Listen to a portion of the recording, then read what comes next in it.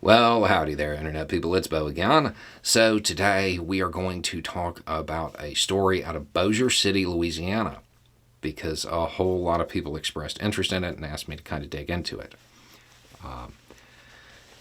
It involves a cop that was taken into custody by the feds, I want to say last Sunday. Now, I think the reason it sparked so much curiosity is because this cop is also the president of the police union. And initially, there were some reports suggesting that it had to do with something to do with the union and perhaps fundraising. However, when I looked at the affidavit, that's not what it's about, at all, really. It looks like it has to do with controlled substances, painkillers. And at this point, Sergeant Harold B.J. Sanford, as far as I can tell, hasn't even been indicted. So it looks like charged via complaint, and that's where it's at. So all of this is allegations at this point.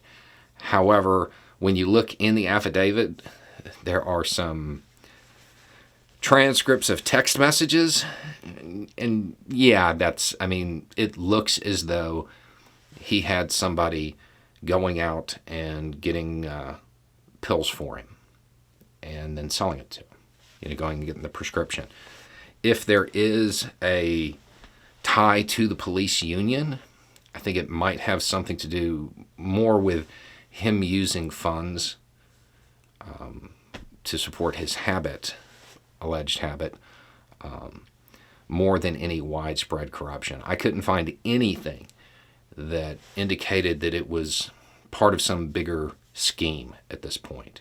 It looked more like, honestly, it just looks like a pretty typical addiction story. Just this time involving a cop who also happened to be the president of the police union. I'm not sure if there's perhaps another angle that isn't disclosed in the affidavit. As everybody's learning from the Trump case, it's the documents are sometimes less than forthcoming about their intentions for obvious reasons. If there is a widespread corruption issue within the union, the FBI is not going to want to tip their hand. But based on what's there isn't a huge tie. There's no indication that they're looking for some massive amount of corruption or anything like that. It looks just like a very typical story when it comes to this type of thing.